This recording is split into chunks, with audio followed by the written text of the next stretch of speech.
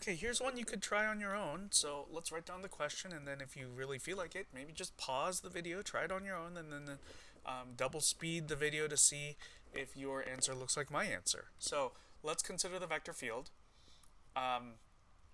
Capital F of x comma y equals y squared plus 1 comma 2xy.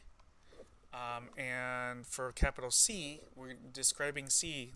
This will be the line segment from the point 1, 3 to the point negative 1 comma 3. Okay, and then two parts. So just to practice, just like the previous question, format's essentially the same. Let's have you compute the integral over C of vector field dot dr by setting up a dt integral.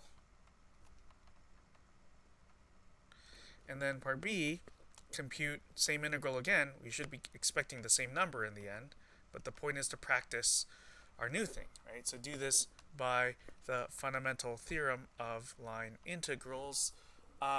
Let's give a hint this time around, though. Hint, little f of x comma y. Let's just give it away. Yeah, how about x times y squared plus x? So if you took the gradient of that, lowercase f, you ought to get capital F. All right, so give it a try, pause, and then come back. All right, so here's an answer. So C is parameterized by, let's see, so the line segment, let's see, capital R. We need to write the parameterization in the form of a vector function. So 1 minus 2t, and then the y coordinate just remains 3 the whole time. Yeah? And then this is t going from 0 to 1. Then for our part A answer, I guess the parameterization is part of part A, but we should compose the vector field together with the parameterization. And so we'll have here, let's see, y squared plus 1 is now 3 squared plus 1. 3 squared plus 1. And then you have 2 times x times y, so you have 2 times, well, x, well, 1 minus 2t times y, which is 3. Okay, and then we'll also need r prime of t. And in this case, let's see, first component, derivative is negative 2. Second component was a constant, so the derivative is 0. Okay, let's go ahead and clean up, actually, this as 10. And then let's see, 2 times 3 is 6. We just need to distribute 6 to 1 minus 2t. So 6 minus 12t. All right, so then the line integral over the curve C, which is the curve is just a line segment here, of the vector field f dot dr is going to be the integral from t values 0 to 1. We need to dot this with that. Ooh, I like the fact that there's a 0 here. That's really nice.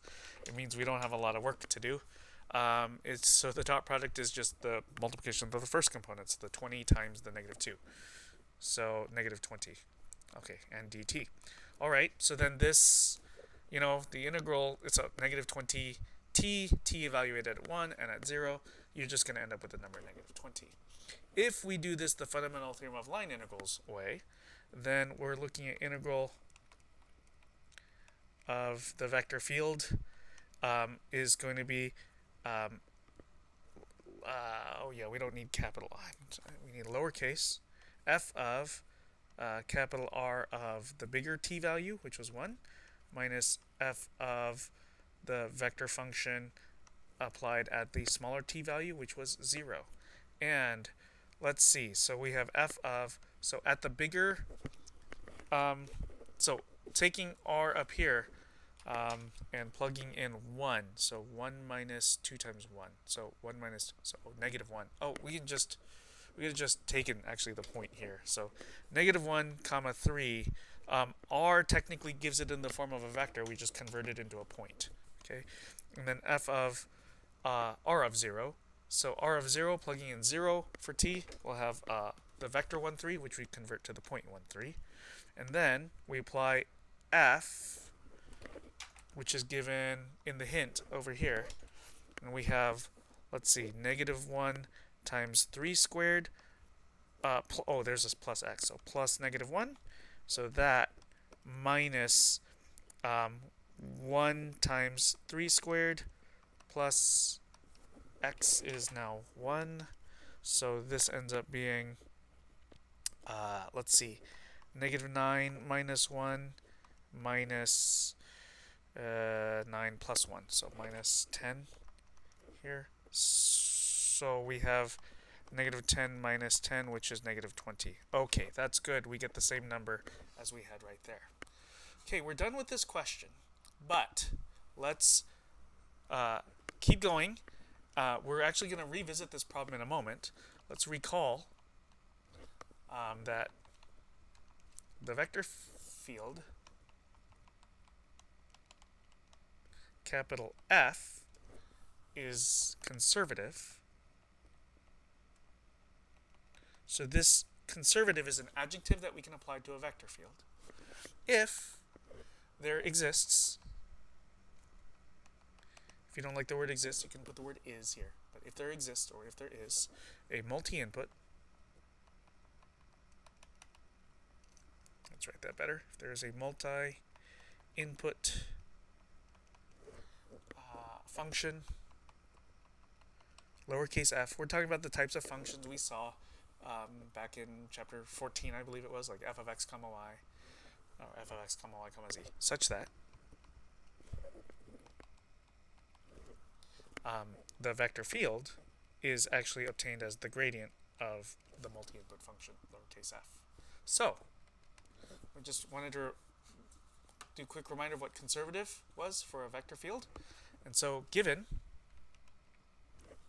the problem, integral over c of f, capital F dot d, r arrow, you can always use a parameterization of the curve C called, and then call, you're going to have to call it r of t, a vector function, to make a dt integral. Okay, so this is a thing that you can always do. You can always do this. Once you set up that dt integral, is that integral easy to do or not? Well, that depends. But then the new thing we would like to add on to this is if the vector field capital F is conservative, then you can also compute. So as in this thing over here occurs. So if you know that your vector field is conservative, then you can also compute this line integral over C of the vector field by first finding what's called a potential function.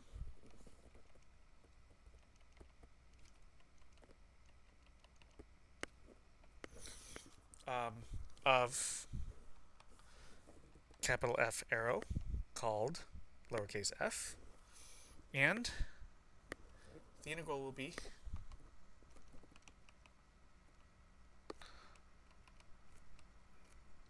instead of doing an integral, it'll be equal to a difference of f values, as we saw right here, an f value minus an f value. So let's,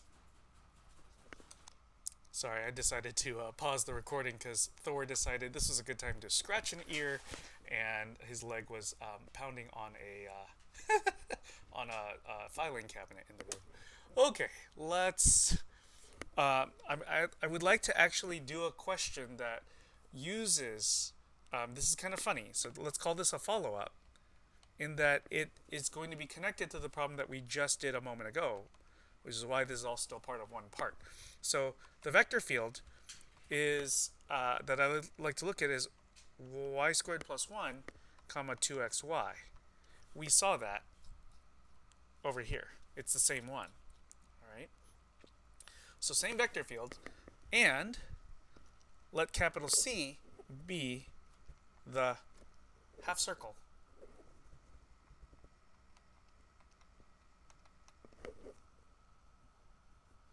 The following half circle, which will be given by picture.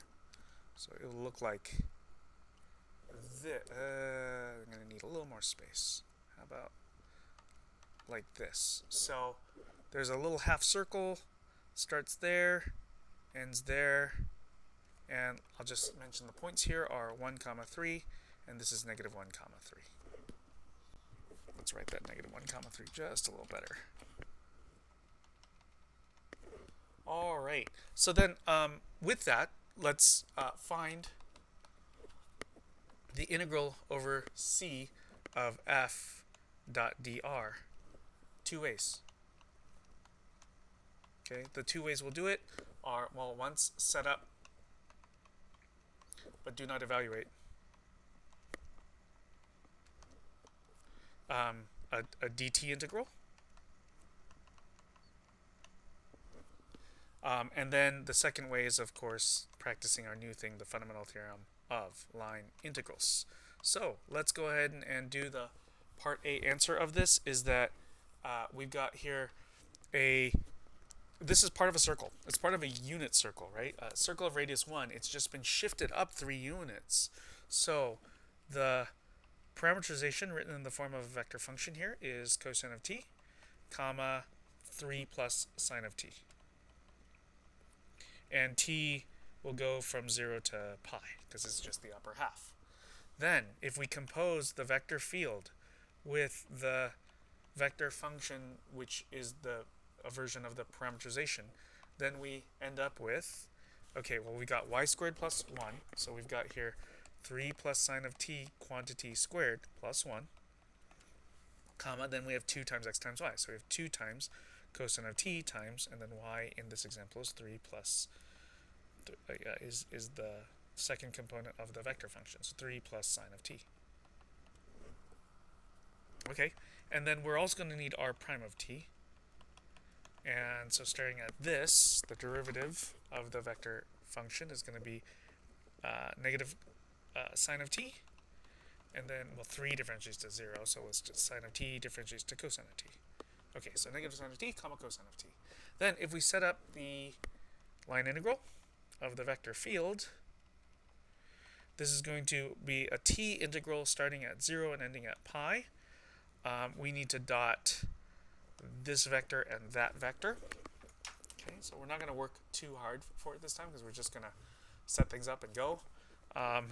But it's going to be 3 plus sine of t quantity squared plus 1, that quantity times negative sine of t, and then plus second component, so 2 cosine of t times 3 plus sine of t, times the cosine of t, which comes from right there, and then this entire thing technically in a set of parentheses dt. Now we won't evaluate this, but you may be rather surprised to know that this is the number negative 20. If you're thinking, well, I don't know about that, don't worry about it, because at least you ought to be convinced that part B ought to give the same answer, right? So part B is the integral over, so we obviously skipped a lot of work to get this. So you're like, is this negative 20 really correct? But in part B, if we do the fundamental theorem of line integrals, we're going to do integral over c of f dot dr is, instead of doing this the normal way, we're going to write this as using a potential function, and now putting in the vector function applied to the bigger t value, which is pi, and then this potential function, lowercase f, applied to the r of the smaller t value, which in this example is 0 from right there. Okay, and then f of, if you plug in pi for t, so to get r of pi, take a look over here. If you plug in pi, we know what we should be getting. This is a parameterization of this shape over here. We know we're going to get this, negative 1, 3. So let's just not bother with doing all the plugging in this time around. Let's just borrow the numbers there, negative 1, 3, and then minus, and then f of, same deal, so r of 0, you can go through and plug in 0 for all the t's and simplify that, but we know in the end we're going to get the vector 1, 3, which we then write as a point 1, 3, and we place this right here. Now here's the funny thing. This is the same vector field here, capital F, that was in the previous question. So we have the vector field here, same vector field. We could use the same potential function as before. And so then this work that we have right here is all the same, because we had here little f of negative 1, 3 minus little f of 1, 3, and we could be referring to the same little f. So we get to actually copy all of the work that we just did right here and get the number negative 20. And that's maybe a more convincing reason why these numbers should be the same. So it's kind of funny here that we actually had two different paths that we followed, right? We followed, in the first example, the path was from 1, 3 to negative 1, 3, and we just went straight along because it was a line segment. Now, in this new problem here, the follow-up one, we started at the same point, 1, 3, and ended at the same point, negative 1, 3, as earlier, but we followed a different path. It wasn't a straight line. It was part of a circle. We're going to dig into what's going on here in the next part.